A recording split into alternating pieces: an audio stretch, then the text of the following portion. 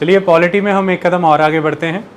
संविधान की इस विकास यात्रा में हमने आपको पिछले लेक्चर में एक टॉपिक कराया था बड़े अच्छे से, ह्यूमन राइट्स कमीशंस का। उसमें हमने national and state human rights commission दोनों ही कवर किए थे। हमने ये भी बताया था कि वो कैसे अपनी सार्थकता को गंवा रहा है और वो एक निरर्थक संस्थान के तौर पर उभर रहा है, ऐसा क्रिटिक्स कहते हैं। ओके, कैसे उसे सुधारा जा सकता है हमने आपको साथ के साथ ही समझाया। सभी कंटेम्प्रेरी डेवलपमेंट्स, चाहे बंगाल में जा करके इस बात की प्रोब करना हो, जानकारी लेना हो कि क्या वहाँ पर पोस्ट पोल वायलेंसेस जो हुए उसमें वहाँ की मौजूदा सरकार का हाथ था या नहीं, ममता बनर्जी की क्या ऑब्जेक्शंस थी उसको लेकर के। एक जुडिशियल कैरेक्टर की बॉडी होने के नाते आपको उस पार्टी को भी सुनवाई का मौका देना चाहिए था, आपने नहीं दिया। कैसे पॉलिटिकल अपॉइंटमेंट्स के माध्यम से हम उस इंस्टीट्यूशन की ऑटोनॉमी को ब्रेच करते चले जा रहे हैं, उसे टेम्पर कर रहे हैं पॉलिटिकल कलर से। ये सारी बातों से चर्चा करते हुए आज हम आगे बढ़ते हैं। एक और इन्वेस्टिगेटिंग एजेंसी की बात करते हैं। इसका काम करप्शन से उतना ज़्यादा डील करना नहीं है, ये दूसरे मुद्दों पर काम करती है, इसलिए ये सीबीआई से अलग है। मैंने पिछली बार भी समझाया था, ये एनआईए है, नेशनल इन्वेस्टिगेशन एजेंसी। हम इसके बारे में आज बात करेंगे। ये मुख्यतः अब, पहले तो नहीं, लेकिन 2019 में क्योंकि इसमें अमेंडमेंट हुआ, उसको लेकर के क्या क्या शिकायतें हैं मैं भी बताऊंगा। छत्तीसगढ़ की सरकार सुप्रीम कोर्ट में पहुंची हुई है ये कहते हुए कि ये अमेंडमेंट्स के वाया अब ये कानून जो है ये निरर्थक हो चुका है, यानी कि ये नॉन कॉन्स्टिट्यूशनल हो गया है, तो इसे ख़त्म किया जाए, नल किया जाए। ये सारी चीज़ें बताएंगे। इसके साथ ही यूएपीए में क्या सरकार ने बदलाव किए हैं, अनलॉफुल एक्टिविटी प्रिवेंशन एक्ट, वो उसका लेक्चर भी हम इसके साथ ऐड करेंगे पार्ट 2 बना करके। उसी कॉन्टेक्स्ट में हम आगे बढ़ने जा रहे हैं। देखिए, ये मोस्टली टेररिज्म से डील करेगा, तो उससे जुड़े काफ़ी मुद्दे आ जाते हैं, जैसे साइबर क्राइम भी इसका पार्ट बन जाएगा, ह्यूमन ट्रैफिकिंग भी इसका पार्ट बन जाएगा, काउंटरफीट यानी कि जो जाली करेंसी है वो भी इसका पार्ट बन जाएगा। ऐसे बहुत से मुद्दे आज इसमें जोड़ दिए गए हैं। बॉम्ब ब्लास्ट, इन्फिल्ट्रेशन, ये सारी चीज़ें तो ये देखता ही था पहले दिन से। अब ऐसे मुद्दे भी इसमें जुड़ गए हैं जो स्टेट के लॉ एंड ऑर्डर का एस्पेक्ट हुआ करता था, लेकिन क्योंकि इसके पास कॉन्करेंट जुरिस्डिक्शन है, ये सीबीआई की तरह नहीं है, इसे राज्य सरकार की अनुमति की ज़रूरत नहीं है अपनी कार्रवाई करने के लिए। इसलिए कहा जाता है कि जो पुलिस के रोल हैं स्टेट की, वो रोल एनआईए प्ले करेगा। तो सेंटर ने तो एक तरह से स्टेट्स की ऑटोनॉमी ही खत्म कर दी। Where is the federalism? इसको लेकर के खबरों में मुद्दा ये बना ही रहता है। हम तो एनआईए की एक व्यवस्था पढ़ने जा रहे हैं, हम तो एनआईए को एक संस्था के तौर पर पढ़ने जा रहे हैं, और इतना पढ़ा देंगे कि लगातार कंटेम्प्रेरी इशू में बनी हुई डेवलपमेंट्स को भी आप समझ पाएँ। जितनी खबरें अब तक मौजूद हैं उसके बाद कवर करते हुए। नेशनल इन्वेस्टिगेशन एजेंसी, बार बार ये नाम ले रहा हूँ, आपको समझ आ ही गया होगा। नेशनल इन्वेस्टिगेशन एजेंसी की बात मैं कर रहा हूँ इस समय। ओके, एनआईए क्यों बनाने की ज़रूरत पड़ी आप सबको पता होना चाहिए। नवंबर का महीना था, 26 तारीख थी 2008। आपको पता होना चाहिए होटल ताज मुंबई, उस पर आक्रमण हुआ। कसाब का एपिसोड बड़ा फेमस हुआ था, उन ज़मानों की बात है 2008। हम तब तैयारियों में हुआ करते थे। तो उस घटनाक्रम के बाद ये महसूस हुआ देश को कि हमारे पास इंटेलिजेंस नहीं थी, वो समुद्र के रास्ते से आए, हम आइडेंटिफाई नहीं कर पाए। इंटेल कहाँ था, जानकारियाँ कहाँ थी, जो इन्फॉर्मेशंस थी भी वो एक एजेंसी से दूसरी एजेंसी से तीसरी तक वो जा नहीं पाई। उन सबको वो एजेंसीज इंडिविजुअली डील करती रह गई, उन सब जानकारियों को जोड़ करके एक कड़ी बना नहीं पाए हम, यानी कि सारी इन्फॉर्मेशन को कलेक्ट करके, कोलेट करके इंटरप्रेट नहीं कर पाए कि आखिर में होने क्या वाला है। तो ये कैसे चलेगा फिर, क्योंकि जो क्राइम आज की डेट में हो रहे हैं उनकी तो जड़ें इंटरस्टेट है, एक स्टेट से दूसरे तीसरे में फैली है। इंटरस्टेट ही नहीं, वो तो भारत से बाहर अंतर्राष्ट्रीय स्तर से अपनी जड़ें जोड़ करके बैठे हुए हैं। ऐसे में हमारी कंट्री में जुरिस्डिक्शन बटा हुआ है राज्य से राज्य तक, एक स्टेट की एजेंसी एक स्टेट तक सीमित है, दूसरे स्टेट की दूसरे स्टेट तक। और जो नेशनल लेवल पर काम करने वाली कोई अगर एजेंसियां भी हैं तो फेडरलिज्म की मान्यता को सम्मान देते हुए उन्हें उन राज्यों की अनुमति चाहिए। और ऐसे में अगर कोई संस्था सीबीआई जैसी है भी तो वो जांच किस तरह की चीज़ों में कर सकती है, जैसे इकोनॉमिक ऑफेंसेस की कोई बात हो जाए, करप्शंस की कोई बात हो जाए, कोई अदर कन्वेंशनल क्राइम अगर हो रहे हैं जैसे कि किडनैपिंग है, मर्डर है, इस तरह की चीज़ें ऑर्गेनाइज्ड ग्रुप्स के द्वारा, तो वो उनमें जाँच करती है। टेररिज्म स्पेसिफिक तो इंस्टीट्यूशन हमारे पास है ही नहीं, जबकि आतंकवाद की घटनाएँ भारत में बहुत लंबे समय से हो रही थी। तो ये महसूस हुआ कि ये लाना चाहिए। अभी जब भी संसद में ये अमेंडमेंट्स प्रपोज की जा रही थी 2019 में, तो चाहे वो असदुद्दीन ओवैसी हों, चाहे फिर वो ऑपोजिशन के और कोई भी नेता हों, उन सभी ने जब ऑब्जेक्शन रेज़ किए तो उस समय में देश के जो गृह मंत्री हैं उन्होंने ये कही, जो वहाँ पर बात बताई कि क्योंकि कांग्रेस ने पोटा कानून ख़त्म कर दिया था सन 2002 में, प्रिवेंशन ऑफ टेररिज्म एक्ट, पोटा कानून, जो कि वाजपेयी की सरकार लेकर के आई थी, वो पोटा कानून ख़त्म ना होता तो ये नौबत ना आती कि 2008 में 26/11 जैसी घटना हो जाती। अगर आप वो ना ख़त्म करते तो ये ना होता। आपको अपनी गलतियों का एहसास हुआ और आप ही हैं, आप यानी कि ये कांग्रेस ही है जो 2008 में NIA का कानून लेकर के आई। आज हम उस NIA को यदि सशक्त कर रहे हैं कि वो भारत के खिलाफ की जाने वाली किसी भी गतिविधि में अगर कोई आदमी विदेश की धरती पर भी लिप्त है तो उसे भी जाके डील कर सकता है फौरन जा करके, तो आप इसके खिलाफ खड़े हो रहे हैं। जबकि ये कानून आप लाए, आपने फेलियर फेस किया, पोटा ख़त्म करके, आप ना ख़त्म करते तो ये कानून ही ना बनाना पड़ता और वो अटैक भी ना होता, और आज आप इस कानून को कम करने की बात कर रहे हैं। तो ऐसी ऐसी बातें होती रहती। मुद्दा यहाँ पर यह है कि 2008 की उस घटना ने हमें यह एहसास कराया कि एक सेंट्रल लेवल एजेंसी हमें चाहिए जो सेंटर के लेवल पर काम करे, और हर तरह की इंटेलिजेंस एजेंसीज़, हर तरह की law enforcement agencies, international organisations के तहत जो एजेंसीज़, इंटरपोल और बाकी संस्थाएं काम कर रही हैं, उन सब से इन्फॉर्मेशंस कलेक्ट करें, उन सबको एनालाइज करें, कोलेट करके, और फिर उसके बेसिस पर जो आउटकम्स निकलती हैं उसके हिसाब से जो थ्रेट है उसको रिड्यूस करें। यानी कि थ्रेट का एनालिसिस करना बहुत इंपॉर्टेंट है। थ्रेट को पहले ही एनालाइज करके एक डोम की तरह काम करें, जैसे इजराइल का आयरन डोम मिसाइल्स को ऊपर इंटरसेप्ट कर देता है। इसी तरह से आप लोग चैन की नींद सो सकें तो कुछ लोग दिन रात काम करते रहें कि कहाँ पर एक पॉसिबल पोटेंशियल थ्रेट एग्जिस्ट कर रहा है, उसको हम पहले ही ख़त्म करें। इसके लिए बहुत सारी आज़ादियों की ज़रूरत थी, पाबंदियों से मुक्त एक संस्था चाहिए थी, और देश भर में काम कर सके उसे, जैसे घड़ी घड़ी संपत्ति अटैच करने के लिए, किसी को अरेस्ट करने के लिए, किसी को ट्रायल पे लेने के लिए राज्यों की अनुमति उस स्तर पर ना लेनी पड़े, ट्रायल भी फास्ट हो जाएं, नतीजे तुरंत निकल करके आएँ, ऐसी व्यवस्थाएं करनी जरूरी थी। इन्हीं सब व्यवस्थाओं से लैस कानून है NIA का कानून 2008 वाला। आई बात समझ में? ज़रूरत थी, भारत औंधे मुँह गिरा था उस समय, ये बड़ी बात है। पुलिस निपट रही थी वहाँ पर, लेकिन इतना आसान नहीं था। इतने समय तक आपका एक होटल सैबोटेज हुआ रहा, इतने लोग मारे गए, लगभग 100 के अराउंड लोगों की जानें भी गई। It was not a small event, it was very big. Okay, तो उस समय में ज़रूरत पड़ी, इसलिए फिर इस्टेब्लिशमेंट होता है इसका 2009 में। ये 2009 में स्थापित होती है, लेकिन किस कानून के तहत? ये नेशनल इन्वेस्टिगेटिंग एजेंसी एक्ट 2008 के तहत स्थापित होती है। NIA एक्ट कहा जाता है इसे। ये सेंटर की एक टेररिज्म को काउंटर करने वाली एजेंसी है। It is a central counter terrorism agency, जो मैंने यहाँ पर लिखा है, this central counter terrorism law enforcement agency. Okay, जो भी टेररिज्म को काउंटर करने वाले लॉज बने हैं उन लॉज को एनफोर्स करने वाली एक एजेंसी है। Basically it is a law enforcement agency to counter the terrorism. Okay, तो इन्वेस्टिगेशन करती है terror and terror related funding और बाकी चीज़ों के मामले में, जैसे जैसे भी पॉसिबल थ्रेट कंट्री को हो सकता है। क्लियर हुई इतनी बात? इसका हेडक्वार्टर न्यू दिल्ली में है। ब्रांच इसकी पढ़ ले, इनकी ब्रांचेस इंपॉर्टेंट है। हर क्षेत्र में पूरा भारत कवर हो इस तरह से ब्रांचेस बनाई गई हैं। हैदराबाद देखिए, दक्षिण को कवर करने के लिए एक हैदराबाद बनाया गया ब्रांच, एक कोची। हैदराबाद बनाया गया है, जैसे कि पहले तो हुआ करता था आंध्रा, अब तेलंगाना, तो हैदराबाद बनाया गया, तेलंगाना, आंध्रा, ये सारा रीजन। उधर से केरल, कोची, तो इसे बनाया गया है हैदराबाद और कोची, आपके सामने नीचे। उसके बाद देखिए ईस्ट को कवर करने के लिए आसाम में गुवाहाटी बनाया गया है, और वेस्ट बंगाल में कोलकाता बनाया गया है, और छत्तीसगढ़ में रायपुर बनाया गया है। इसके बाद वेस्ट में मुंबई को बनाया गया है। अगर ईस्ट सेंटर के रीजन में देखें, यूपी में लखनऊ को बनाया गया है, और नॉर्थ के क्षेत्र में जम्मू को बनाया गया है। इस तरह से इसके हेडक्वार्टर आपको देखते हैं। ईस्ट में आप गुवाहाटी देख रहे हैं नॉर्थ ईस्ट के क्षेत्रों के लिए, उधर कोलकाता देख रहे हैं टिपिकल ईस्ट के लिए, उधर से थोड़ा सा साउथ ईस्ट की तरफ आप छत्तीसगढ़ देख रहे हैं रायपुर के तौर पर, थोड़ा सा सेंटर ईस्ट की तरफ आ जाए तो यूपी में आप लखनऊ देख रहे हैं, वेस्ट में आप मुंबई देख रहे हैं, दक्षिण की तरफ हैदराबाद और कोची देख रहे हैं, उत्तर की ओर आपको जम्मू मिल रहा है। और उत्तर में जम्मू ही सिर्फ इसलिए क्योंकि दिल्ली में तो हेडक्वार्टर ही है, तो वो पंजाब, हरियाणा, सराउंडिंग सारा एरिया कवर कर लेगा, राजस्थान और बाकी क्षेत्र।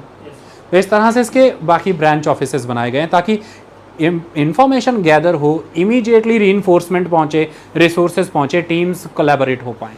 पूरे भारत भर में ऐसे काम कर रही हैं। आपके लिए थोड़ा सहज हो जाता है जब आप द फैमिली मैन और ऐसी सीरीज़ देख रहे थे, तो इसकी फंक्शनिंग थोड़ी ज़्यादा क्लियर हो जाएगी। उसमें भी श्रीकांत को NIA का एजेंट ही दिखाया गया है। वो NIA की टास्क ब्रांच में काम कर रहा है, जिसका काम ही है थ्रेट एनालिसिस करना और प्रोटेक्शन प्रोवाइड करना, कि आक्रमण होने से पहले ही रोक दें, बाद में उसे काउंटर करने की ज़रूरत ही नहीं है। Okay, that is all. जैसे वो फंक्शन चलता है वैसे ही फंक्शन चलेगा। इस पूरे में हम उस सीरीज़ के साथ जोड़ जोड़ के कराएंगे। सीरीज़ की मशहूरी नहीं कर रहे हैं हम। सीरीज़ में यूज़ हुई फाउल लैंग्वेजेस आपको नहीं सीखनी, जो ऑब्जेक्शनेबल लाइंस हैं, ऑब्जेक्शनेबल कृत्य हैं, वो आपको नहीं करने, क्योंकि उसी सीरीज़ में उसके नतीजे भी गलत दिखाए गए हैं। फिर दिखाया गया है कि हर गलत चीज़ का नतीजा गलत ही निकलता है। समझ आई? तो वो फिर बाद में आपने देखा भी एंड में क्या हुआ। तो वो समझना है जो अच्छा है, जो बातों को ज़्यादा बेहतर समझा सकें। चलिए आगे देखिए, इसका TFFC सेल है जो फेक करेंसी से और टेरर फंडिंग से डील करता है। टेरर फंडिंग से रिलेटेड इसका सेल है जो फेक करेंसी और terror funding fake currency, TFFC cell जो कि इन दो चीज़ों से डील करता है। ओके 2019 के अमेंडमेंट के तहत फेक करेंसी सिस्टम इसमें ऐड किया गया है कि उसकी सर्कुलेशन से जुड़े हुए सभी प्रावधानों को ये डील करेगा। इतनी बात समझ आ गई। इसको कौन हेड करता है NIA को? Director general. इस डायरेक्टर जनरल की नियुक्ति कौन करता है? Central government. इस डायरेक्टर जनरल के पास कितनी शक्तियाँ होती हैं? इसके पास वो सारी पावर और सारे प्रिविलेजेस होते हैं जो पुलिस के डायरेक्टर जनरल के पास होते हैं। यानी कि जो DGP के पास शक्तियाँ होती हैं वो सारी शक्तियाँ DG NIA के पास होती हैं और वही प्रिविलेजेस होते हैं। इनके लिए कोई अलग से रिक्रूटमेंट्स की जाती हैं क्या? या जितनी भी सेंट्रल एजेंसीज़ हैं जो भी रिक्रूटमेंट्स उनके तहत हुई होती हैं उन्हीं में से मेंबर्स चूज़ किए जाते हैं और यहाँ पर लाए जाते हैं और फिर स्पेशली ट्रेन किए जाते हैं। आई बात समझ में? क्लियर? तो ये डायरेक्टर जनरल के अधीन रहने वाली संस्था है। इसका एडमिनिस्ट्रेटिव कंट्रोल किसके पास है? तो क्लियरली ये होम मिनिस्टर के अंडर है। अमित शाह जब भी बात करेंगे तो समझ लीजिए ये उन्हीं के अंडर है। किसी के अंडर कहना गलत बात है। ये एडमिनिस्ट्रेटिव जुरिस्डिक्शन किसका है? It is the home ministry. और होम मिनिस्ट्री किसी के घर की संपत्ति नहीं, वो देश की संस्था है। ओके तो होम मिनिस्ट्री का जुरिस्डिक्शन एक्सटेंड होता है towards the NIA when you have to ask question related to the human rights और something else, you have to ask question to the home minister. It is responsible for the functioning of NIA. Home Ministry is answerable in the Parliament, that is answerable to the people for the conducts of NIA. अगर NIA ने कुछ गलत किया है, आपको श्रीकांत नहीं मिल रहा है, चिंता मत करिए, आपको होम मिनिस्टर ढूंढना है। संसद में सवाल होम मिनिस्टर से पूछा जाएगा, श्रीकांत तिवारी से नहीं। ओके यानी कि जो फैमिली मैन सीरीज का कैरेक्टर था। आज तक किसी को पोस्ट नहीं क्लियर उसकी कि पोस्ट क्या थी, लेकिन पोस्ट अच्छी थी लेकिन क्लियर नहीं है। इतनी बात समझ में आई? अब इसको शुरू करने के पीछे का रैशनल क्या रहा होगा? हर चीज़ के पीछे एक रैशनल होता है ना यार। कोई तो तर्क होते होंगे, कोई तो वैज्ञानिक सोच रहती होगी, कोई तो आधार कारण रहते होंगे। कारण भी वैज्ञानिक, ऐसा तो नहीं कि मेरा मन कर रहा है देश में 10 NIA और हैं लेकिन मेरे ठर्क को बुझाने के लिए एक और करनी है।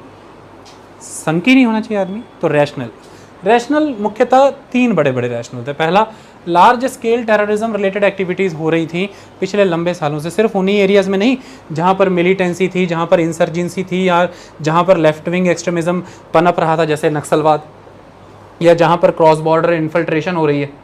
सिर्फ इन्हीं इलाकों में नहीं, भारत के हिंटरलैंड और अदर सभी मेजर एरियाज़ में इंडिपेंडेंटली इंडिविजुअल कैपेसिटी में ब्लास्ट हो रहे थे, बॉम्ब ब्लास्ट हो रहे थे। इस तरह की घटनाएं हो रही थी जिससे ये महसूस हुआ कि सिर्फ और सिर्फ फ्यू एरियाज़ ही स्पेसिफिकली हमें टैकल नहीं करने हैं कि यहाँ पे इस कॉरिडोर में लेफ्ट विंग एक्सट्रीमिज़म है, इस एरिया में थोड़ा सा मिलिटेंसी रहती है नॉर्थ वेस्ट में, या यहाँ पर इंसर्जेंसी के चांसेस हैं, ये बॉर्डर स्टेट हैं जहाँ से इन्फिल्ट्रेशन होती नहीं। It can happen anywhere. ये जालंधर के बस स्टैंड में बस में बम फूट जा रहा है, ये घटनाएँ होने लगी थी। मेट्रो दिल्ली इधर उधर कहीं पर भी रैंडमली, जैसे ताज किसी ने सोचा ही नहीं था, क्योंकि ना वो क्षेत्र मिलिटेंसी से जुड़ा, ना इंसर्जेंसी से जुड़ा, ना इन्फिल्ट्रेशन से जुड़ा, ना लेफ्ट विंग एक्सट्रीमिज्म से जुड़ा। फिर ये क्या हो गया? ताज को सैबोटेज किया। तो ये महसूस किया गया कि नहीं, it is something beyond. We need institution जो बहुत इंटेलिजेंटली बिहेव करे और इस तरह के जो इंडिविजुअल एसेट्स काम करते हैं या जो इवेंट्स इस तरह से कंडक्ट किए जाएं कि उनकी ट्रेल को पकड़ा ना जा सके, उसे जोड़ा ना जा सके, उसे भी हमें काउंटर करना है। वरना तो इतना 130 करोड़ का देश, इसमें किसी को ढूंढना तो सूखी घास में सुई ढूंढने से भी कहीं ज़्यादा मुश्किल है भाई। वो फिर मिल जाती है, मैग्नेट लेके निकलो मिल जाएगी, ये तो और मुश्किल है। तो बेटर यही है कि हम इंफॉर्मेशन के माध्यम से ही चीज़ों को कवर करते रहें all the time. Okay that is important. आप अवेयर रहेंगे तो डेटरेंस हो जाएगा ना। देखो 10 लोग गलत गतिविधियां देश में करने वाले हैं, मैं आपको एक बात बताता हूँ, एक का भी बस्ट हो जाए अगर केस तो 9 अपने आप ही साइलेंट हो जाते हैं, अबॉर्ट करने पड़ते हैं उन्हें अपने प्लान। तो इसका एक मेन, जब आप आके जाके पढ़ेंगे, अब इसका मेन एक गेम डेटरेंस क्रिएट करना भी है। Deterrence is a big thing. 1 success is equivalent to somewhere 8 to 10 successes, क्योंकि फिर बाकी प्लान्स भी अबॉर्ट होते हैं क्योंकि they are very integrated somewhere. तो ये एक इंपॉर्टेंट चीज़ है। Administrative control clear. रैशनल में लार्ज स्केल टेररिज्म एक्टिविटी सिर्फ इन्हीं एरियाज़ में नहीं, बाकी एरियाज़ में थी, जिससे रिक्वायरमेंट क्रिएट हुई कि संस्था चाहिए। इंसिडेंट्स हो रहे थे और उन इंसिडेंट्स से ये स्थापित हो रहा था, टेरर रिलेटेड इंसिडेंट्स से, कि इनकी इंटरस्टेट और इंटरनेशनल लिंकेजेस हैं।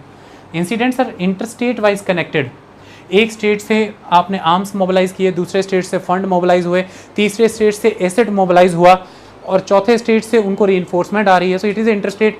State to state wise agency तो उसे टैकल ही नहीं कर सकती। We need a agency which is somewhere central, to this activity of terrorism, जिसका काम कॉज रिलेटेड हो, event cause, it is terrorism. Geographically bounded institution नहीं चाहिए अपन को टास्क स्पेसिफिक इंस्टीट्यूशन चाहिए। The task is to counter the terrorism. अब उसके लिए that body must be central to the terrorism, तो उसके लिए वो पूरे देश में काम करेगी। सो it is a national level institution, ये फेडरल सर्विस प्रोवाइड करती है। आई बात समझ में? तो ये इंसिडेंट से ये पता लगा कि they are interstate and internationally linked. तो इसके लिए तो बड़े स्तर पर बाहरी संस्थाओं के साथ मिलकर के और भारतीय राज्यों में हर संस्था से मिलकर काम करना होगा, वरना तो चलेगा ही नहीं। फिर ये रैशनल था, इसलिए नेशनल लेवल एक इन्वेस्टिगेशन एजेंसी चाहिए थी, राष्ट्रीय स्तर पर, राज्य स्तर पे नहीं चलेगी। तो इसलिए इसे बनाने की बात की गई। और ये भी देखा गया कि सिर्फ और सिर्फ ज्योग्राफिकल लिंकेजेस नहीं है कि नेशनल लिंकेजेस या इंटरनेशनल लिंकेजेस हों, इसके अलावा देखा कि कई अदर एक्टिविटीज़ में भी कनेक्शंस बैठ रहे हैं, जैसे कि smuggling of arms and drugs, circulation of fake currency, infiltration, ये सब आपस में जुड़े हुई हैं चीज़ें। अगर नॉर्थ वेस्ट में कहीं पर हवाला की पैसे पहुंचाए गए हैं, वहाँ पर पैसा पहुंचाया गया है, तो उसका एक पर्पज़ हो सकता है कि कोस्टल एरिया से मुंबई में कोई इन्फिल्ट्रेट करेगा और फिर जम्मू कश्मीर से वो पैसा बाय रोड होते हुए उस तक मुंबई पहुंचेगा। और उसी समय में देखा गया है कि साउथ इंडिया से पॉइंट पेड्रो से आर्म्स निकाल करके गुफाओं से ला करके दिए हैं उस पर्सन को। तो आर्म्स कहीं से मूव हुए, मनी कहीं से मोबिलाइज हुई, लेकिन इन्फिल्ट्रेटर कहीं और से आया। So activities are connected. इसके लिए ये फील किया गया कि we need a national level institution. Okay, उसके बाद second administrative reforms commission 2005 Veerappa Moily की अध्यक्षता में, मैंने आपको पहले ही बताया, और बहुत सी एक्सपर्ट कमेटीज़ ने हमेशा से ही ये रिकमेंडेशन की थी कि we need such kind of institution जो डेडिकेटेडली टेररिज्म को एजेंडे पर लेकर के ज्योग्राफिकली बाउंड ना होते हुए भी काम करें। तो इसलिए ये किया गया। तो इस तरह के रैशनल्स दिए गए एनआईए को स्थापित करने को लेकर के। इसका जुरिस्डिक्शन कॉन्करेंट रहे, यानी कि एक ऐसी संस्था चाहिए जिसके पास कॉन्करेंट जुरिस्डिक्शन हो, यानी कि पुलिस के पास लॉ एंड ऑर्डर के रिलेटेड जुरिस्डिक्शन होता है। जो स्टेट की पुलिस है वो स्टेट सब्जेक्ट है, और स्टेट का सब्जेक्ट है public order, that is the law and order, वो उसको डील करता है। इसी के बराबर की शक्तियां रखती हुई, कॉन्करेंट शक्तियां रखती हुई एक संस्था चाहिए जो टेररिज्म के मामले में ठीक इसी तरह से काम करे उन राज्यों में जैसे पुलिस काम कर रही। उसको किसी की अनुमतियां ना चाहिए हों कि पहले वो 10 दिन बैठी रहे अनुमति लेने के लिए, नहीं। Fast attachment of property, assets, information, property, but you mean by the property, the laptop, there must be a fast attachment of laptop, the confiscation of that network. उसके लिए आपने अर्जी डाली है कि उसका लैपटॉप अटैच करना है, तो 10 दिन लग गए आने में, उतने में सारा डाटा ट्रांसफर हो गया।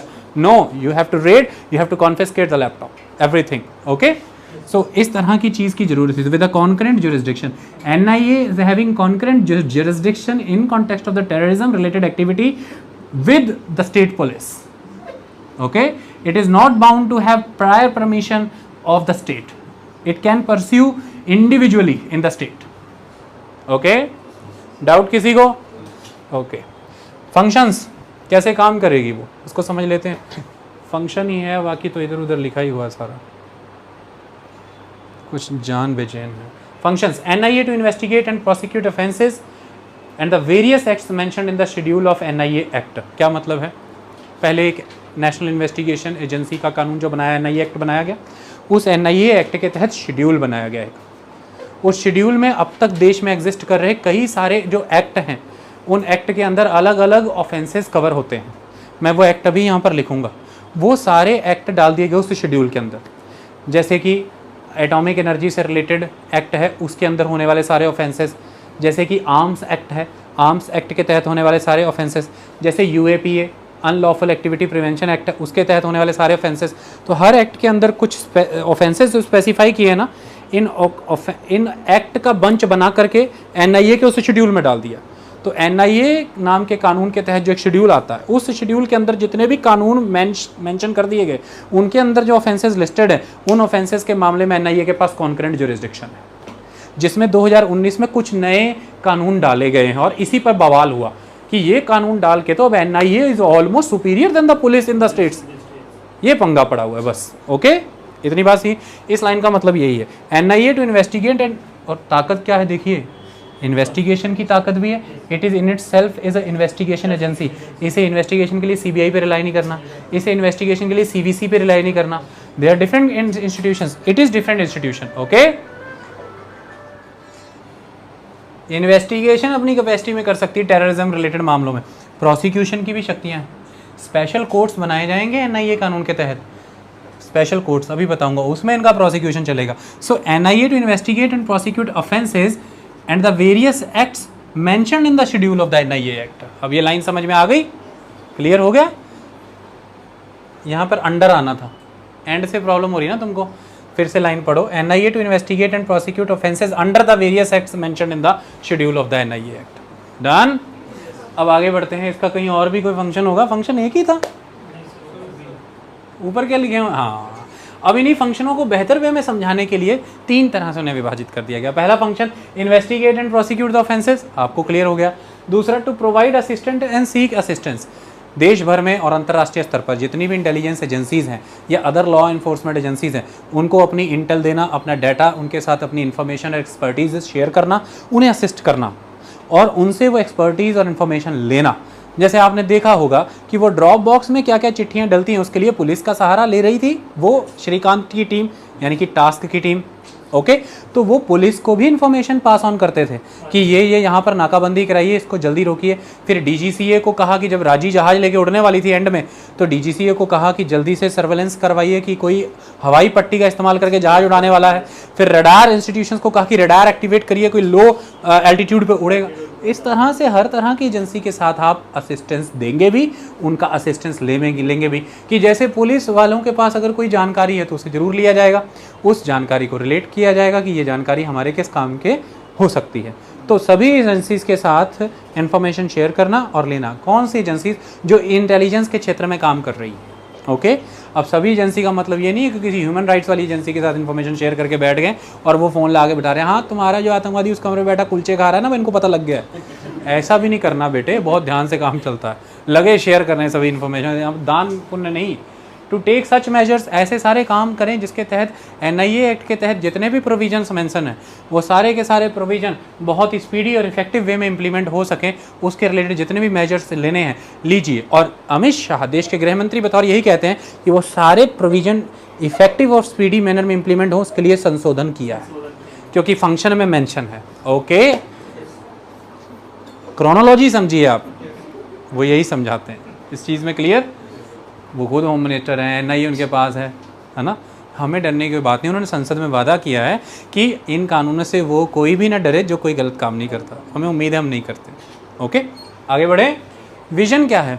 देखो, कोई भी काम तुम शुरू करते हो उससे पहले तुम्हारा एक विजन होता है ना, मतलब तुम ये मानते हो कि हम ये कर देंगे यार, ये इस सोच से हम कर रहे हैं। कोई काम करने पीछे सोच होती है ना।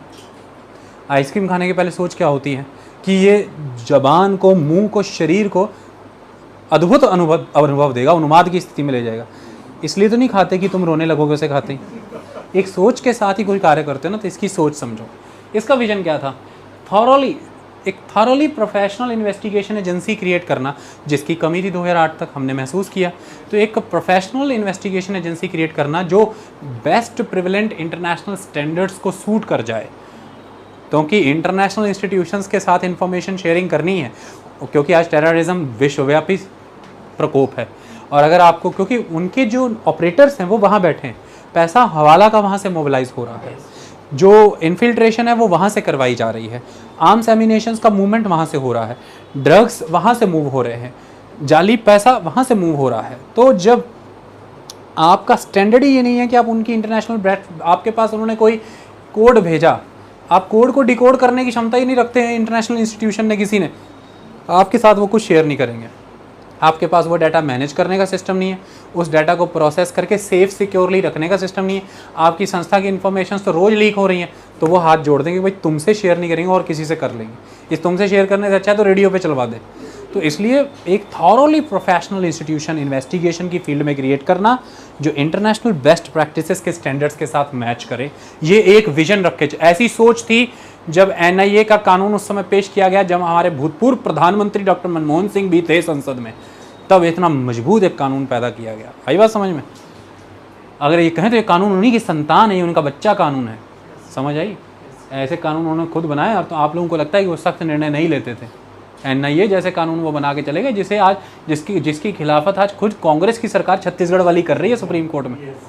कांग्रेस ही बना के गई, कांग्रेस की खिलाफत। और कांग्रेस ने जब ये बनाया तो पी चिदम्बरम ने क्या कहा था पता तुम लोगों को? पी चिदम्बरम की उस समय 2009 में FBI federal bureau of investigation America उनके साथ बातचीत में उन्होंने कहा कि ऑलमोस्ट हम कॉन्स्टिट्यूशन की अवहेलना करने तक पहुंच ही गए हैं इस कानून के मुताबिक, क्योंकि हमने काफ़ी हद तक फेडरल फीचर को हार्म किया है।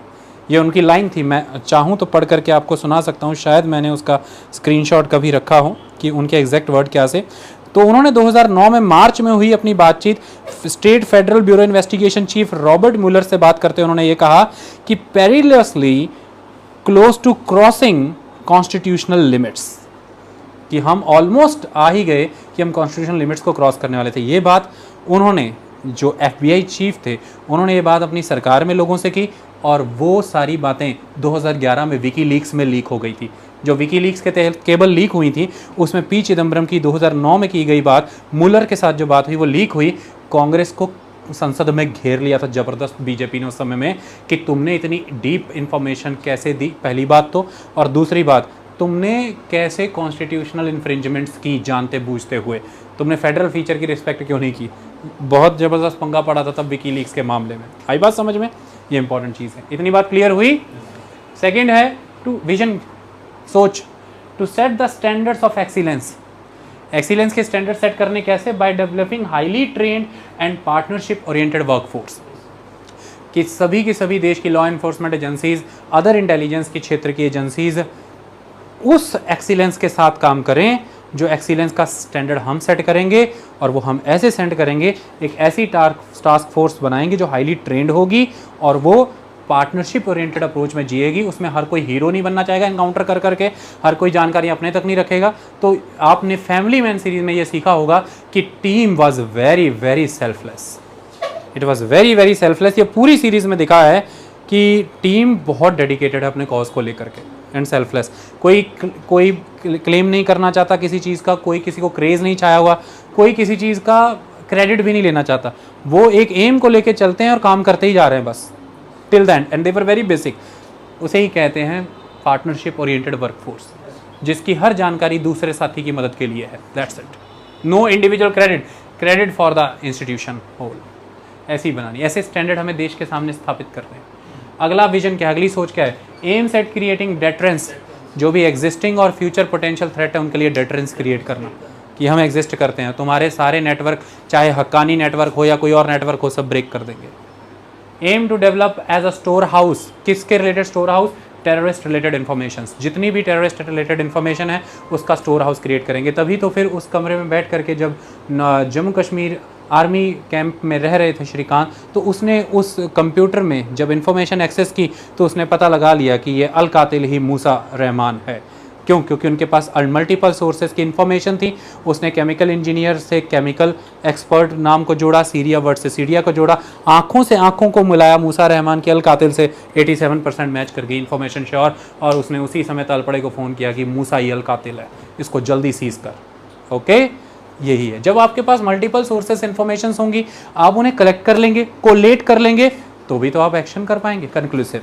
तो उसके लिए उन्होंने कहा कि ये एक स्टोर हाउस का काम करेगा। जैसी इन्फॉर्मेशन आती जाएंगी, डालते जाएंगे, कोई भी इंस्टीट्यूशन उसे एक्सेस कर सकता है। हमारी आर्मी को इससे, नेवी